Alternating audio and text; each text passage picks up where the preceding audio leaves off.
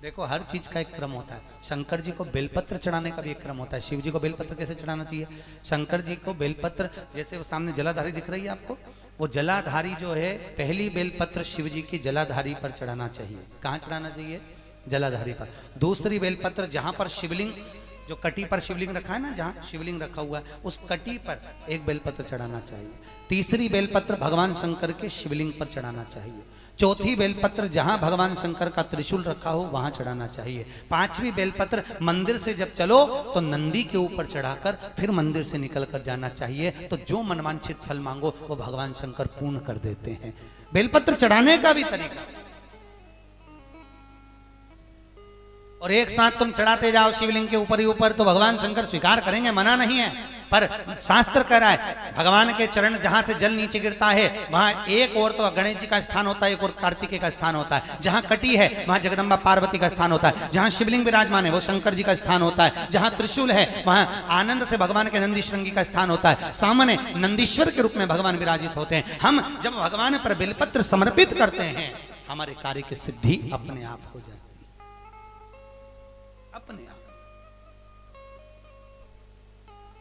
क्यों कहा जाता है? जिस व्यक्ति को चश्मा उतारना हो, आंखें कमजोर हो गई हो, शिवरात्रि के दिन रात को 12 बजे शंकर भगवान पर थोड़ा सा शहद चढ़ा दीजिए। उस शहद को उंगली से निकाल लो, शीशी में रख लो। 1 महीने तक काजल लगाएं, इसे शहद लगाइए। 1 महीने लगाओ, 15 दिन आप लगाओगे, अंतर मालूम पड़ जाएगा। चश्मे का नंबर अपने आप समाप्त हो जाएगा और चश्मा आंखों से उतर जाएगा। शिव की ज्योति में वो ज्योति प्राप्त है, इसलिए तो उसको क्या कहते हैं? ज्योतिर्लिंग। कौन सा लिंग है वो? ज्योतिर। स्वयं ज्योतिर का जहां भाव प्रकट किया हो, जहां ज्योति पुंज स्थापित किया गया हो, वो ज्योति का ही एक तुल्य आनंदमय भाव शिव के शिवलिंग में विराजित होता है। शिवलिंग।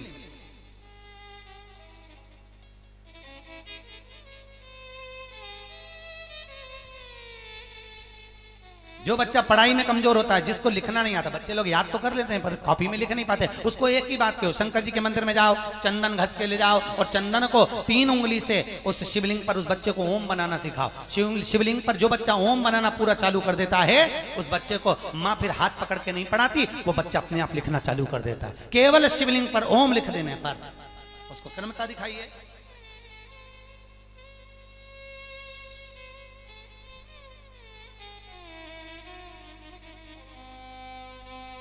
कितना कितना क्रम कहा है, कितना। हर हर महादेव हर। भगवान शिव ओघड़ी के लिए नारद जी के कह रहे हैं नारायण कि एक काम करो नारद, तुम चंद्रभागा नदी के तट पर चले जाओ और चंद्रभागा नदी के तट पर जाकर वहां चंद्रभागा के तट पर भगवान का बालू रेत का शिवलिंग बनाकर उनकी आराधना करने के लिए बैठे। धर्म संस्कार से जुड़ी अन्य जानकारी के लिए हमारे चैनल को सब्सक्राइब करना ना भूलें।